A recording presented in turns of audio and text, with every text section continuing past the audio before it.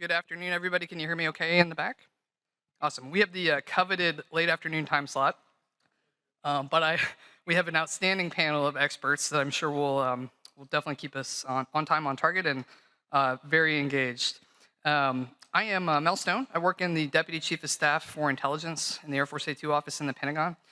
And I am honored to facilitate a discussion today with a panel of industry leaders with a variety of different backgrounds: space, advanced research and development, generative artificial intelligence, and advanced technology.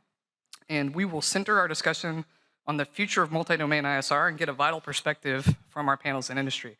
I will do my best. If you're playing AFA bingo, I will do my best to help you fill out those squares. There's no AFA bingo for those of you searching through your folder, maybe next year.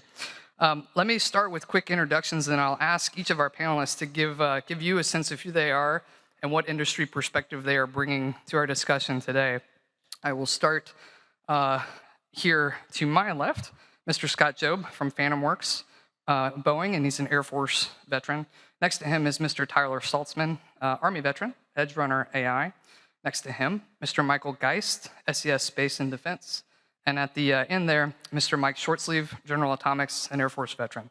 So I'll ask each to do a quick intro of themselves and their company, and we'll start with you, sir. Okay.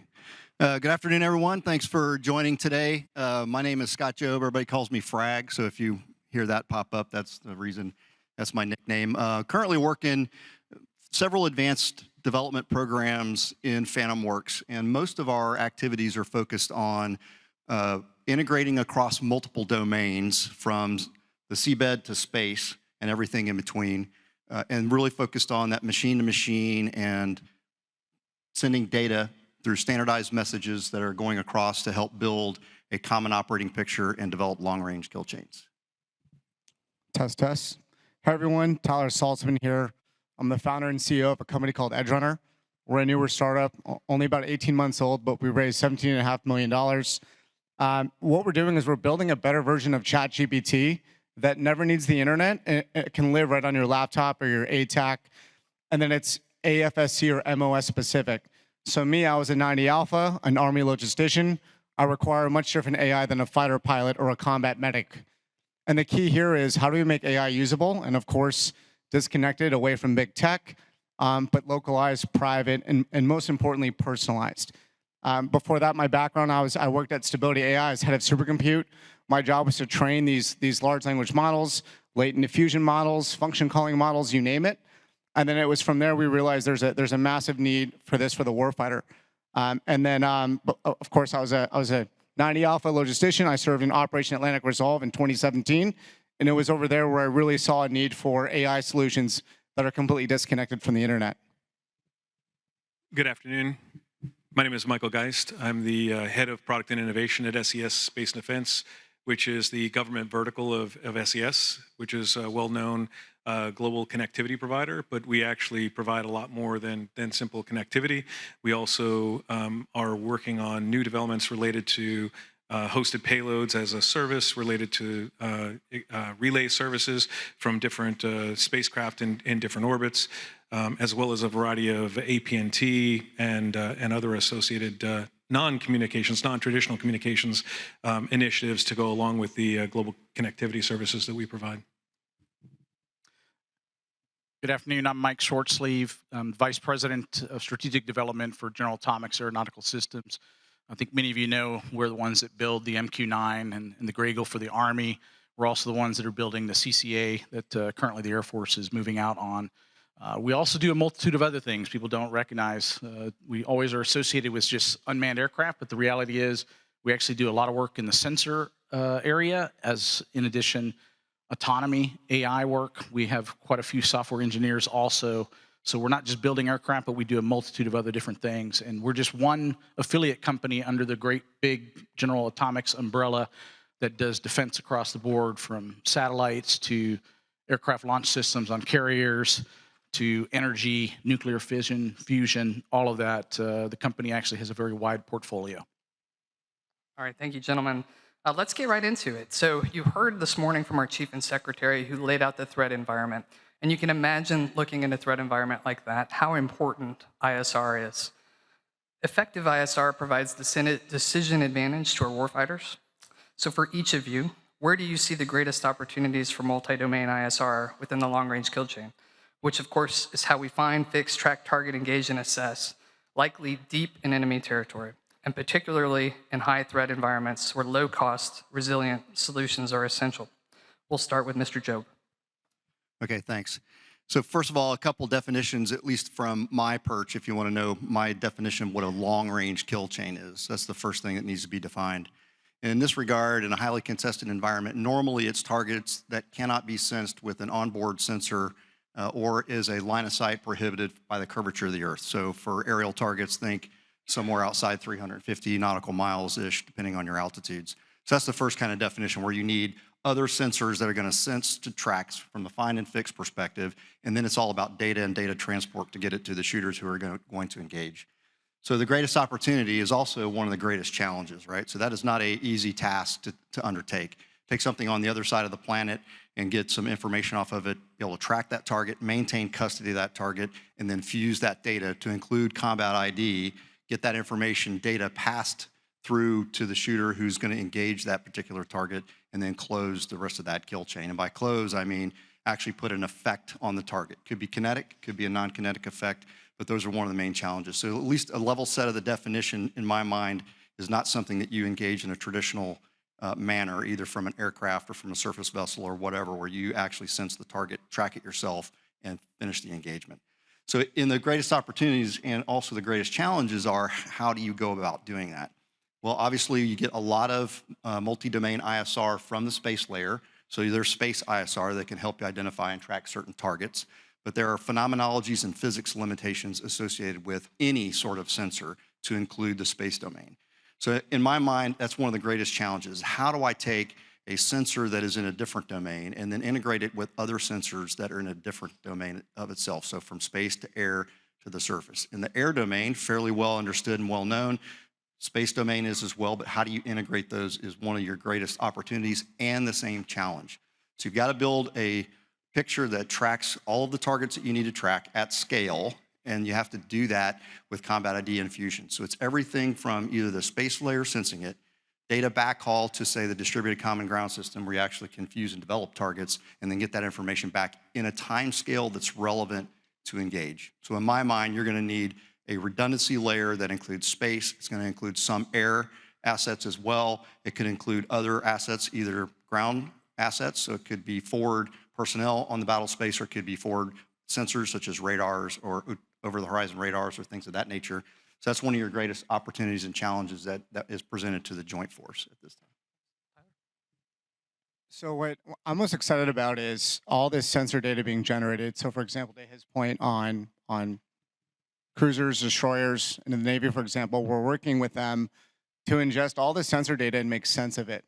What we learn is they can generate over 150 terabytes a day of sensor data, but 90% of it is noise. And so how do we go through all this data and make the best decision in the fastest way possible? And so as industry, what I'm excited about is bringing AI to the data. And what that looks like is taking a large language model or a hybrid model, like a state space model architecture with attention layers. And what we can do is train on all this sensor data, create the Q&A pairs. But now with all this sensor data, I can now interact with it via a human conversation like we're having right now via natural language processing. So rather than using tools that are just ingest machines that just give you insights, which is what we have today, and the problem with insights is you can interpret that a million ways to one. Why not have AIs actually speak this language? Now we can translate between human language and machine sensor data language, and now I can really understand what I need to do. And that's what I'm really excited about to add value there, but also with images. So for example, in Ukraine, we're having issues with drones getting jammed. Well, and drones see with LiDAR and radar data, or they use a pilot. So if you jam that drone, it disconnects the pilot from the drone. But now what we can do is add vision language models on those drones so these drones can see. So now imagine a suicide drone that can see a Russian tank, neutralize it while it's carrying an explosive payload.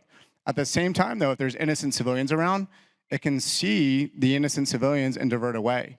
And what we can do now is create these swarms of consumer-grade drones that can be used for defense or offense. So what I'm excited about is the combination of all this sensor data we can use to make sense of now with language models, and then all the images that we're seeing with reconnaissance drones to create a better picture of the battlefield. And now we can create that common operating picture that we can standardize across all the branches to have a more united fighting force. Thanks. Yeah, where I see the biggest gains and the opportunities for gain are in latency, reducing the latency from sensor to shooter, if you will.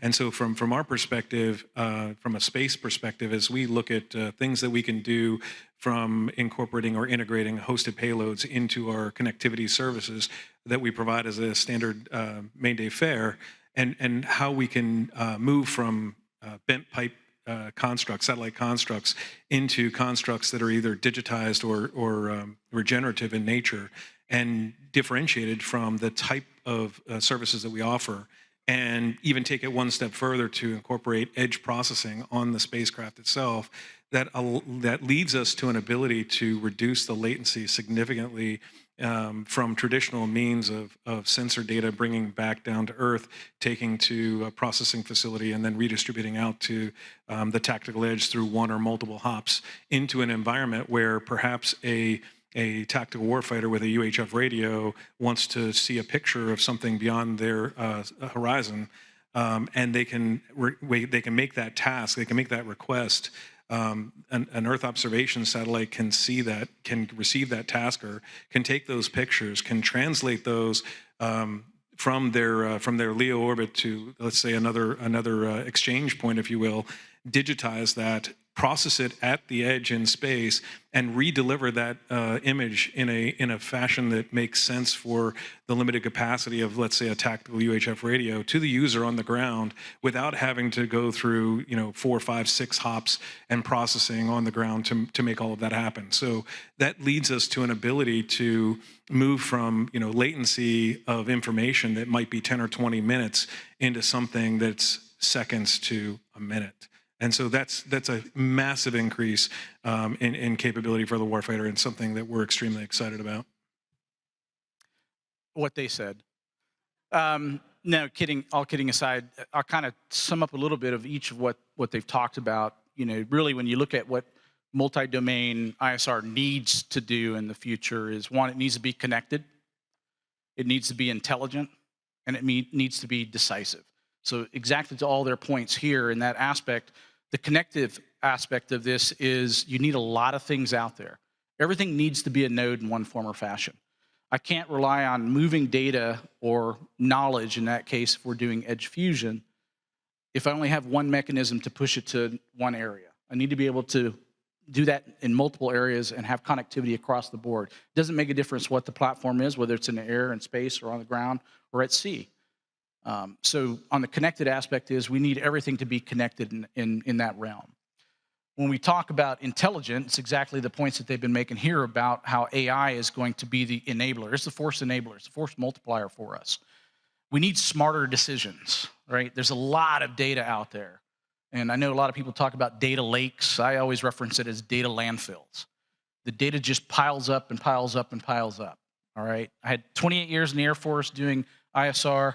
I worked at DGSs. I know that data just falls on the floor and doesn't get looked at unless there's one individual who just happens to be sort of a picker, right? Looking for that gas tank for a certain motorcycle. They're going to go through the whole junkyard. The issue is there's so much out there. So if we can get to a point where it's smarter data, and I think having capabilities like you talk about to put it in more natural forms, right, that we can work with, that's going to accelerate the ability to do this when we talk about multi-domain ISR, because it's going to be needed. And the last one is decisive. We need decisions. We need it to cue us to make certain decisions, whether that's to actually execute a strike, accomplish a certain effect, or just to understand different courses of action that may exist out there. So we can't just rely on human power and fusion occurring between the ears like we have been. Some of us are more challenged than others in that capacity, but I would say that it has to be decisive and provide that information in a format that we can actually act on. So kind of touching a little bit about what each of them said, when we talk about that long-range kill chain, that is a huge challenge and a huge problem that we have to get after. But I think one way we can do that is by being connected, intelligent, and then also being decisive with the type of capabilities that we build. Awesome. I'll just add on real quick, General Stones. So excellent points by all the panel. And I think, Mike gets to the point of where he's talking about dynamic remission planning and integration across multi-domain. And that's really one of the key elements, which has got to be, to Tyler's point, it's got to be machine to machine. There's got to be some level of autonomy all the way up to AI, where you can now coordinate space assets with air assets, with surface and ground forces that are out there. So that dynamic remission planning and dynamic flow is part of the long-range kill chain, especially when you talk about the tyranny of distances in places like the Indo-PACOM theater, where things are going to be very dynamic from a force generation perspective or from assembling what you need to get a pulse in that operation. It's got to be some level of autonomy or machine-driven, because the data is so vast, as Tyler pointed out, and everything is so dynamic. Having that dynamic mission replanning on the fly to present courses of action to battle managers, so you get true battle management, command and control, I think is also a key element. Yeah, excellent. And just to pull the thread on the data piece, some of you had touched on this, but let me give an opportunity if there's anyone that would like to add to this question. How can industry help the Department of the Air Force and the Space Force effectively harness all of this sensor and other data, whether that's through enterprise infrastructure, operations processing at the edge, or any other ideas? I'd like to start with Mr. Saltsman. So what we can do is provide the data pipelines to help make sense of this data, as well as the language models to train on that data.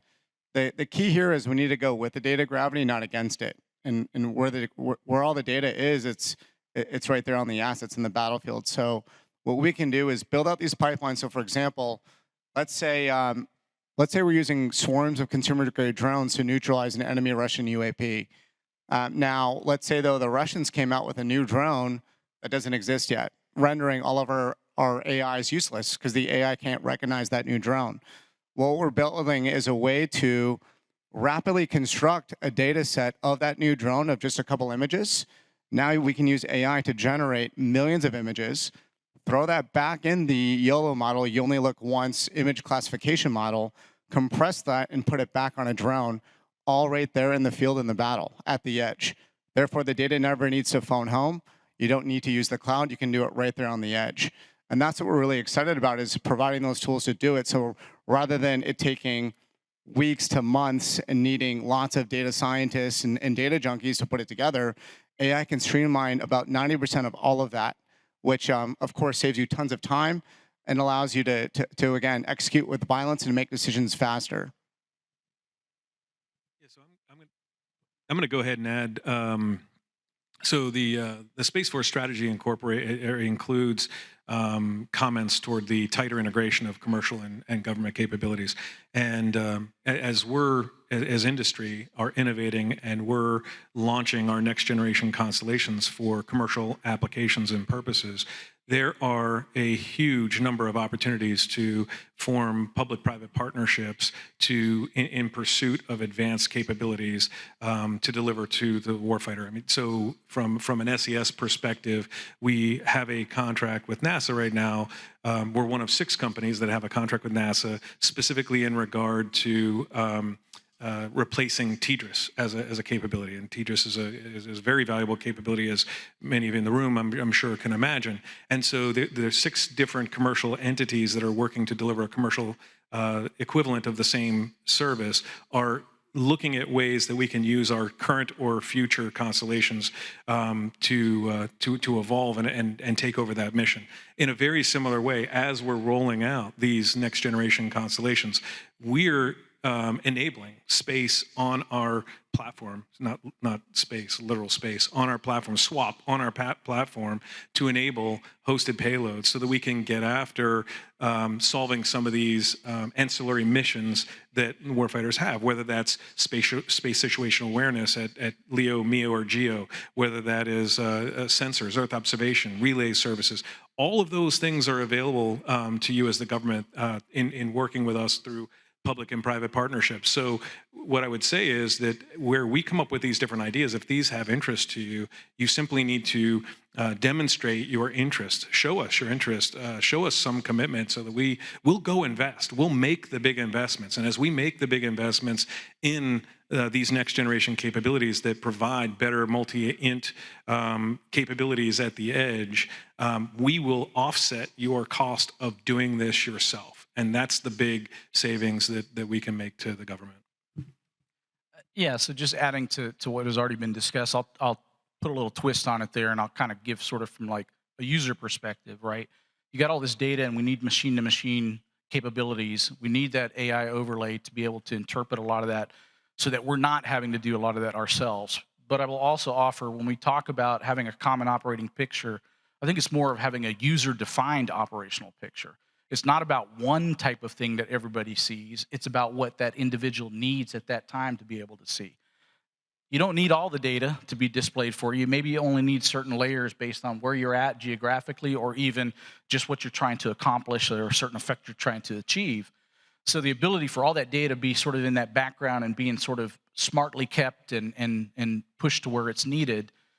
An individual has a different requirement, far forward than somebody who's sitting further back. So we need to be able to have that data accessible. And it's going to be the machine-to-machine, the AI overlays that are part of this, whether it's in space, whether it's in the air. We need all that stitched together. And so from my perspective, we need to take that perspective of looking at it from a user-defined operational picture to achieve what they need at that moment in time. Yeah, for Boeing Defense and specifically Phantom Works efforts, a lot of this is driven by what industry can provide as deep engineering and deep knowledge. So there's a lot of warfighting expertise that lives in industry, but there's deep engineering, which is what you really require to solve a lot of these really, really hard problems.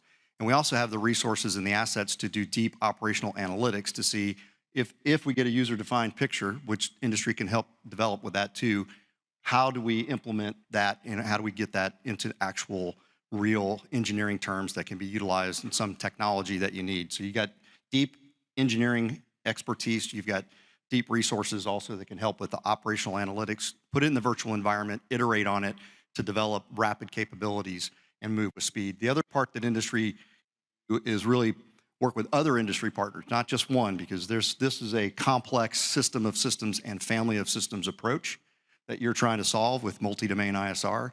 And so industry can also reach out to other industry partners to bring what they have to bear. The last bit I'll throw on from an industry perspective is we have lots of very rich products. They're all fantastic. And the data that comes off of them, they're from sensor data or data that's generated off board that is ingested into that platform. We have a deep understanding of what that is too. And so we can help bring to bear, how do you tag and curate that data in a way that follows, like UCI standards for universal command and control interface that you can now send machine to machine and actually make the data usable. Several of you have mentioned integration, and I think a unique vantage point that you all have, and you just mentioned it, Frag, is you provide capabilities not just to the department, but to the rest of government, sometimes our allies and partners as well. In terms of integration, how can you help the Air Force and the Space Force better integrate across government with our partners, especially our sister services, and even more important from our perspective, with the intelligence community and the data on the Title 50 side that they can contribute? And I'll start with Mr. Shortsleeve. Yeah, so we need to fight as one, not as many. And a lot of times when you look at the capabilities that are they're developed in silos, even between the services, and sometimes even within the service, it's done.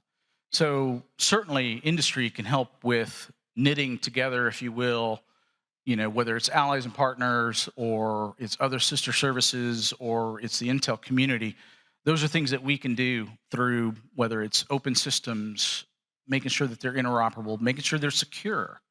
But the other thing I'll mention here, and kind of going off a little bit about what was said earlier, was, let's not kid ourselves. Industry is needed to win any fight in the future. So why are we not viewing industry and manufacturing as a warfighting domain? Why would we not look at it from that perspective? And if so, what that means to me is you're integrating, right? We can talk about partnerships and we can talk about things that you want to do. But the reality is, I'll be honest with you, having been in uniform and now on this side, I used to think we were transparent when I was in uniform, but you're not. And bringing in industry, whether it's using their money, and there's billions out there in research and development, there's also a lot of brain power that's back there. And being able to have that discussion and bringing them to the table, I think, is more important. But until we actually, in my mind, view industry as part of a warfighting domain, right, we're going to not just have to outbuild them, we got to outsmart them with the capabilities that we're doing. And so when you think about that, we fight as a coalition, we fight with allies, right? Not fight against allies, maybe, but industry's right there the whole step of the way. So we have to think, in my mind, from that perspective, when we talk about how do we integrate all of this, I would also offer you got to integrate industry in as early as possible too. Michael? Yeah, I'm going to add to this by saying that if we think about delivery of capabilities as an as-a-service kind of model, and I think about this from an innovation perspective, there are many different areas where the U.S. leads the world in a lot of innovation when it comes to intelligence, multi-intelligence, sensing, and things like that. And there are other areas where other nations, hopefully friendly, lead the world as well, right? And so if there are areas that are sensitive to us that we do really well, or sensitive to other sovereign nations that they do really well, but other aspects of that can be delivered across the coalition, if you will, of friendly forces, then we should deliver what we can deliver across all of the community to use it, while protecting the things that can't be delivered outside of the sovereign nation of ownership of that innovation. And there are ways to do that. There are ways to do that both in policy through ITAR controls, and there are ways to do that through artificial intelligence and machine learning and management of information in that way. So I'm gonna go with a little bit of a different approach. And I know at industry, we often complain about the DoD taking, or the DOR now, or DOW, taking a long time to work with, but y'all have been moving really fast. So for example, we signed a CRADA with AFRL in just 3 months, whereas we did a deal with a major movie studio that took a year. So y'all have been moving fast. I think one of the biggest challenges is industry is we just build cool products and expect you all to buy them. And we're not really understanding what your real challenges are and working backwards from them. And so I think as industry, we need to do a better job of having like a shared responsibility model and being real partners. Like, let's really understand what are the pain points. Like, obviously, we want to win wars and fights, but we also want to dominate. But how do we do it? And where are the gaps? And as industry, if we're not really understanding that, we're not building things that are effective for you all. And so once we do finally do that, then I think we can start to integrate much easier and in a more speedy fashion. Yeah, so this is a fascinating topic and a really pertinent one. So coalition and ally partners are absolutely critical to the U.S. national security and our interest, right? That is just a fundamental fact that we have to come to grips with. I think one of the things that industry can do, which is very difficult to do, I will admit, is number one, if we have a clear understanding of what the warfighting gap and capabilities are, which I think we're pretty good at, and then have a demand signal that sets engineering design for exportability. And that naturally brings in coalition allies and partners. Now, I would say General Stone knows probably better than anybody or others in the room that from an ISR perspective, that's an extraordinary challenge. There are security policies, there are data right policies, there are all kinds of challenges to that. But if you design for exportability, that you can now have ubiquity across coalition and partners, utilizing the same, at least the same type of equipment, the same types of capabilities, it really leans you forward into the ability to actually share capabilities across national boundaries. And so design for exportability is something that's probably needed and often not talked about. Awesome. As we've talked about in other engagements, and as some of you have referenced here, and it doesn't hurt my feelings at all to hear that it's difficult sometimes to do business with the Pentagon. I don't think that's surprising to a lot of us in the room, but I think it's probably the most important question that I could ask you to leave this audience with, which is, what would you like us in uniform to know about how best to do business with industry and make industry as a partner, to your point, Mr. Shortsleeve, not just in name only, but early on. And in fact, let's go ahead and start with you if we could with that one. Yeah, I mean, I think it's bring us to the table. Let us be involved in understanding exactly the point of what are the challenges, what are those pain points. sometimes it's alluded to in an RFI, or maybe there's some industry days and things like that, and you have that industry day, and then maybe a year goes by or 2 years go by. I'm talking about a consistent drumbeat, including industry into this, and help us figure out what it is you want to get after. And I'll tell you, there are examples of that. There are consortiums that have been put together where there's a multitude of different industry partners in there, and a problem's been thrown to them, and they come up and figure it out. But I will also say that by signaling to us exactly the kind of things that you're going to be needing, doesn't have to be specific. But like I said, if the Air Force is already fiscally challenged, right? You heard about that this morning, and you probably heard about it for years, about how there's not enough money, you need more Air Force. There's billions of dollars on the industry side doing research and development, and each of us would rather be building something that's going to be of use, or at least lead you down to the path to answering the solution or creating the solution you need. So from that perspective, I mean, that's kind of how I look at it, is like, bring us in, but don't just bring us in one time. Be consistent. And what I mean by that is, if you tell me something, I'm expecting you to tell each of us the same thing, right? I'm not saying that you're favoriting certain people or whatever. It's like, have your standard answer, but let us all know that. I'm going to add to that. It's no secret that industry is innovating at warp speed right now, and you actually said it. We want you to tell us what you want. Don't tell us how to deliver it. Just tell us what you want, and give us as industry the opportunity to ideate and come back to you with different solutions, and enable us to bring those ideas to you in a way that's both meaningful for industry and meaningful for the government. And what I mean by that, I referenced earlier a TDRS contract that we have. That TDRS contract is a cost avoidance contract for NASA. That's a $4 billion cost avoidance contract for NASA. And so NASA went out and spent $300 million to avoid $4 billion and turn themselves into a customer buying a service capability. We're looking at all of the different bespoke systems that the government buys today, and I could name them. I work in the space industry, so I work in satellite space, and there are billions, tens of billions of dollars of bespoke programs that, if through a joint partnership or through a public-private partnership, you would pursue cost offsets associated with commercial industry and what those bring. You could take a $10 billion program and turn that into a $2 billion program, and then that gives the government more money to spend on other things that they need, so doing more with less. So just bring us to the table. Tell us what you want. Let us ideate. Let us bring those ideas back to you. But when you see those ideas that are important to you, you have to get out your wallet. You have to spend in those ideas to make that savings happen and allow you to do more with less.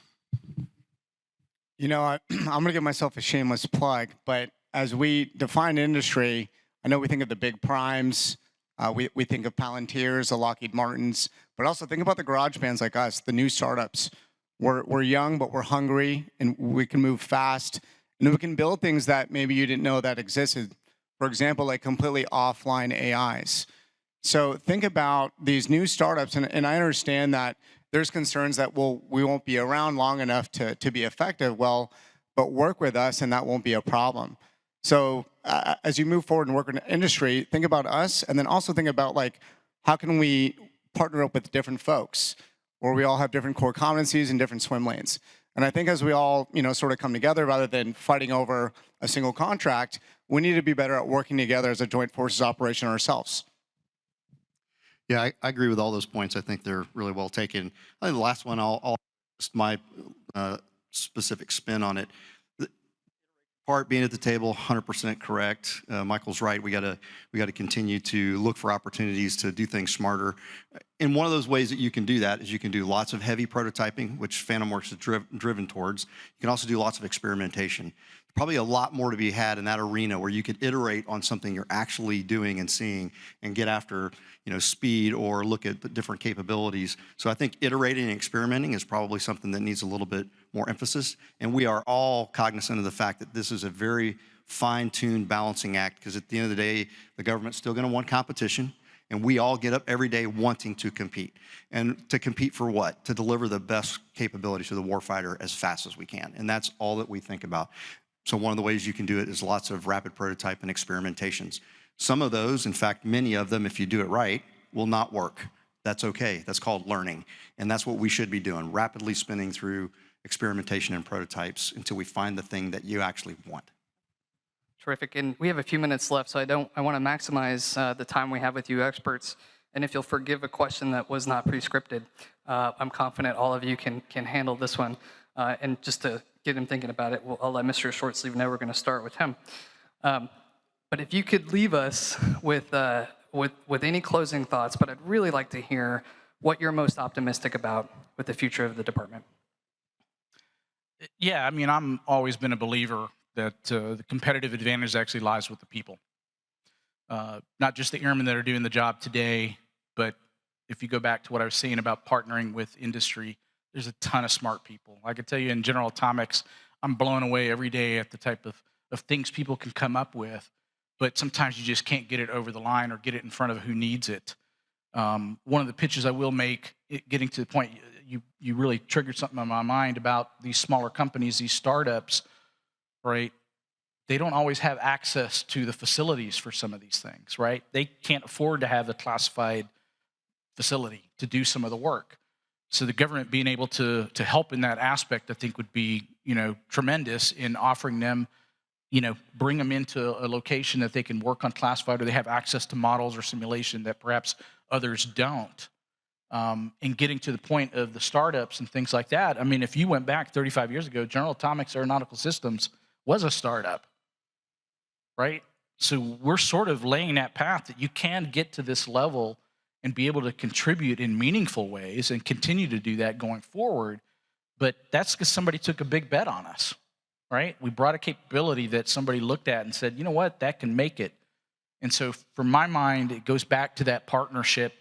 And I'll say it again, industry is a warfighting domain, and we have to view it that way. And if you do, you're going to put more attention on it than you would as just viewing us as other vendors that are out there to try and sell something. So I'm going to use, I guess, my closing comments here in the unscripted question to actually give you all in this room a bit of a shout out. And you deserve that, because if I were sitting on a panel like this 10 years ago and having this same kind of conversation, at that point in time, so much more was bespoke. And it still was fully described in 7-year requirement documents and eventually building a program. And maybe the program is late and maybe the program is overrun. It's 10 years later today, I talk about fostering more public-private partnerships. You guys already are. We're involved in more and more public-private partnerships every day. And so kudos to you, because you're taking advantage of that. And what I'm telling you is there's more opportunity. Keep feeding into it, and you'll be doing just great. I'd say what I'm most excited about is building AI specifically for the warfighter, for you all. But conversely, proceed with caution and be careful with it. So, for example, OpenAI and Anthropic and these big AI labs, they're not the arbiters of truth. They've trained these models by transcribing the entire internet into tens of trillions of tokens to create something that helps you, but at the same time, there's a lot of poison on the internet. And we need to understand these biases. And obviously, not to get political, but we can't use AI that's woke or that's heavily leaning one way or the other, because as warfighters, we're bipartisan and we're objective. And then lastly, be very careful with AIs, because the forces that be want this to be the arbiter of truth, and it's not. And one of my biggest concerns is, if you study history, you look at the rise of, Stalin and atheist communism with Chairman Mao, and what they do is they remove God and they worship something like this state. In our case, I worry we're going to try to remove God and worship AIs, and not to get overly religious or philosophical, but these are things we need to be mindful of. Like, for example, with ChatGPT, if your kids are now prompting ChatGPT and it's giving them answers and they disagree with the parents, that's a problem and it's dangerous. And with AI, they want you to be the product. They want your prompts. They want to learn from you, which is why I'm passionate what we're building at EdgeRunner, because we're completely offline and we bring the AIs to you. And it's safe and it's secure, and that's how it should be. So just closing remarks, be careful, use it, but proceed with caution. It's not a silver bullet. Very wise to leave me 30 seconds for my closing comments. What makes me the most optimistic is Since I traded uniform to come over to the defense industry, I wake up every day with some of the finest Americans that are trying to solve your hardest problems. What makes me optimistic is America can do anything it puts its mind to. We are Americans, and we can solve problems. We have the right values, and we have the right sight picture. Thank you. Awesome. Let's give our panelists a big round of applause.